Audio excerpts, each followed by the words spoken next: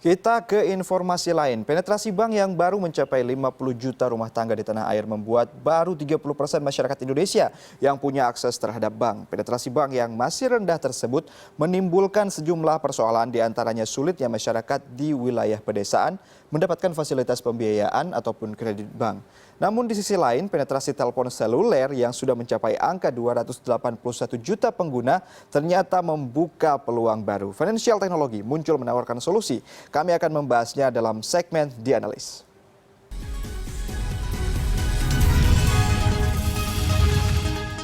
Untuk membahas lebih lanjut mengenai peluang fintech di industri keuangan tanah air, saat ini sudah hadir di Studio 2 CNN Indonesia, Karanial Dalharma Saputro. Selamat pagi Pak, selamat datang di Studio 2 CNN Indonesia.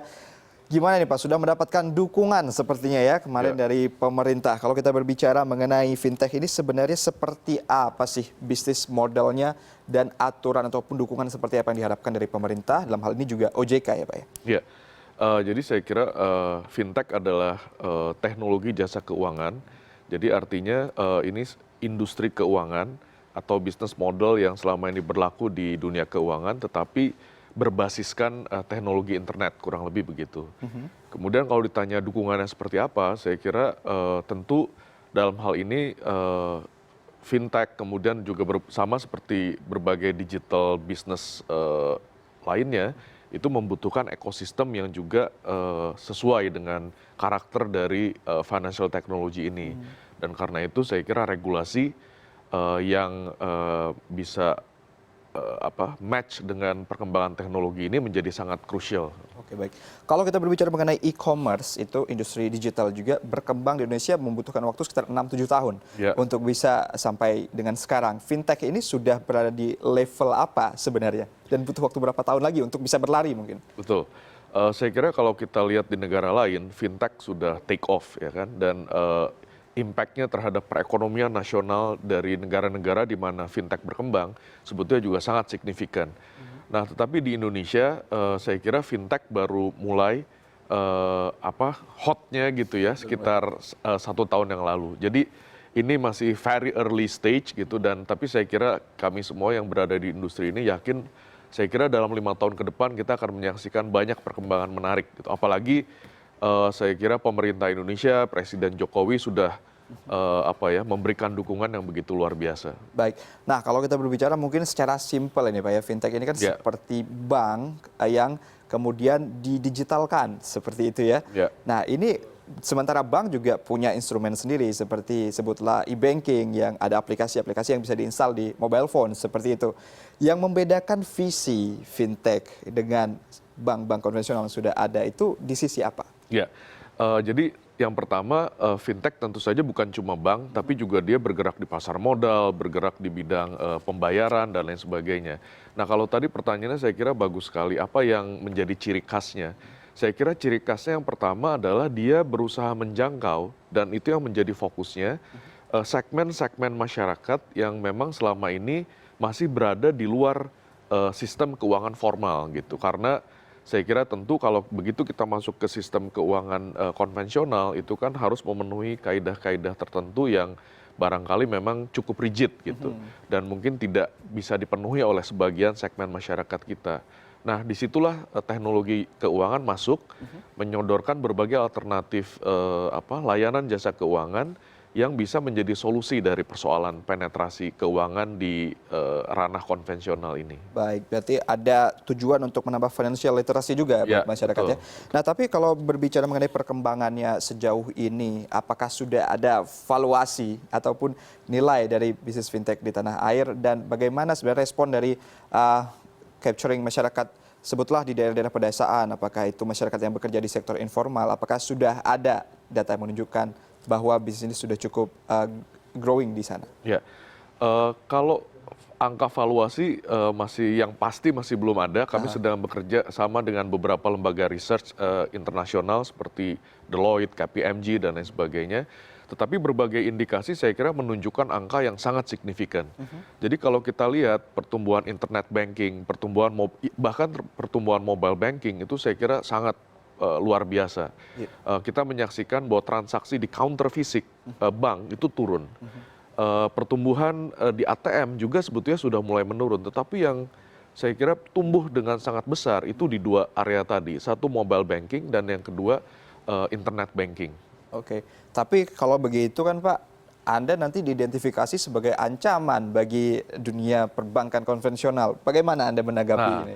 ini yang saya kira mungkin tidak sepenuhnya benar ya, Tidak Mas sepenuhnya ya. benar. Karena begini, kalau kita lihat contoh di luar dan ini kan di luar sudah terjadi ya. Saya ambil contoh misalnya yang kita kenal dengan Funding Circle. Itu sebuah lending company berbasis teknologi di Inggris. Apa yang terjadi seperti tadi saya sampaikan, Funding Circle ini menyasar memberikan pinjaman terhadap UKM-UKM di Inggris yang selama ini tidak menjadi segmen nasabah dari perbankan konvensional. Nah sekarang Funding Circle tumbuh begitu besar, angka terakhir mereka sudah menyalurkan kredit ke UKM sampai 2 miliar US dollar dan bahkan sebagian besar juga merupakan dana dari pemerintah Inggris sendiri. Nah apa yang terjadi sekarang, kita menyaksikan bagaimana Funding Circle bekerja sama secara formal dengan berbagai bank besar di Inggris dan Eropa.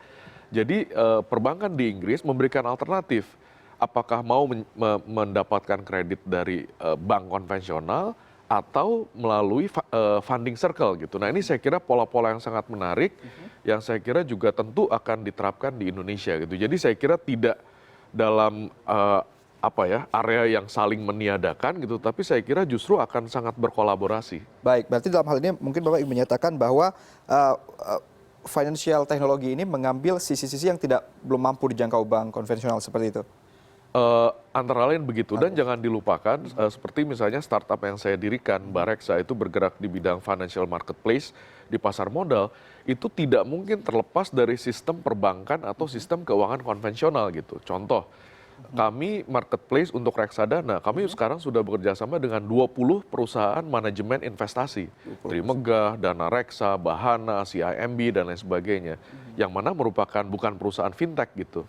Lalu bagaimana orang mentransfer dananya, tetap aja transfernya tetap ke rekening mereka di bank gitu. Jadi saya kira saya tidak melihat ada satu potensi bahwa terjadi perang besar gitu antara fintech dengan lembaga keuangan konvensional, malah sebaliknya. Seperti yang tadi saya sampaikan bahwa justru akan terjadi kolaborasi antara fintech dengan lembaga-lembaga keuangan konvensional. Baik, akan terjadi kolaborasi dengan lembaga keuangan konvensional. Tapi apakah memang sejauh ini para pengguna fintech ini sudah cukup familiar seperti itu? Atau apakah Anda menilai masih butuh mengedukasi market lagi supaya mereka paham? Mungkin juga banyak yang menilai ini nggak memudahkan. Seperti apa Pak? Nah, ini yang saya kira tadi sudah diperlihatkan angkanya di depan ya, tadi di layar CNN saya kira betul. Jadi sebagaimana kita tahu memang this is the real challenge gitu, bahwa sebetulnya the key success dari fintech di Indonesia ini adalah edukasi.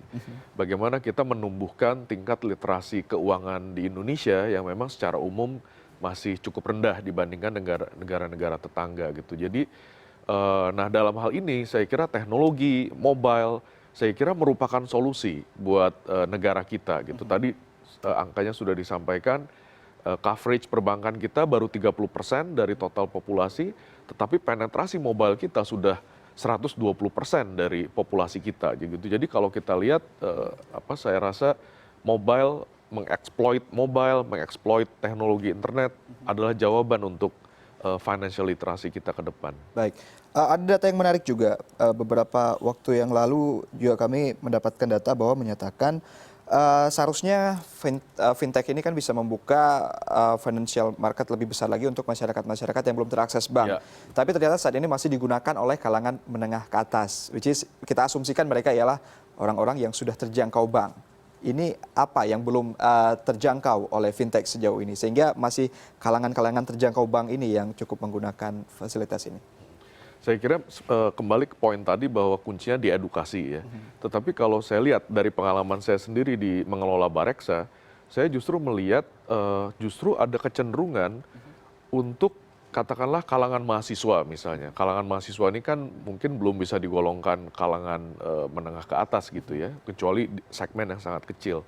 Nah kalau kita lihat animo mahasiswa atau anak-anak muda atau first jobber, menggunakan teknologi keuangan untuk berinvestasi di pasar modal, saya kira besar sekali.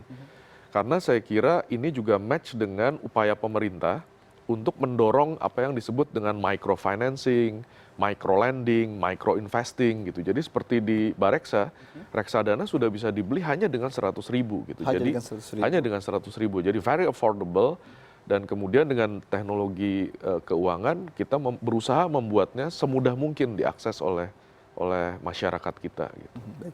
Nah, kalau juga kita berbicara lagi mengenai financial technology ini, kan banyak Pak ya pola bisnisnya. Ada crowdfunding, ada peer-to-peer lending, seperti itu ya.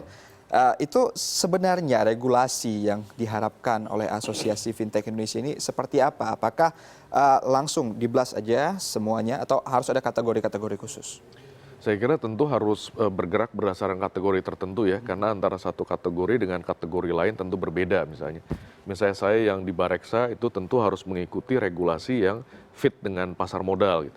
Mungkin teman-teman yang bergerak di mobile payment, di lending itu lebih ke sektor perbankan gitu. Nah, tetapi saya kira regulasi yang kami harapkan adalah regulasi yang sekarang disusun, saya kira itu lebih didasarkan pada ekosistem sistem keuangan konvensional gitu ya, dan kebanyakan memang masih sangat manual gitu, masih sangat paper based gitu, sangat berdasarkan face to face basis gitu. Nah, kami berharap ke depan saya kira akan semakin banyak regulasi yang diarahkan supaya bisa semakin match dengan perkembangan teknologi. Contohnya, dan ini sudah terjadi, saya kira kita harus mengapresiasi OJK, Bank Indonesia, pemerintah. Kalau di pasar modal, saya kira sudah ada banyak regulasi yang direlaks sedemikian rupa sehingga match dengan perkembangan teknologi. Contoh, KYC sekarang itu tidak lagi perlu dilakukan face to face. Jadi sudah bisa menggunakan electronic device gitu. Lalu kemudian digital signature sekarang juga sudah mulai didorong.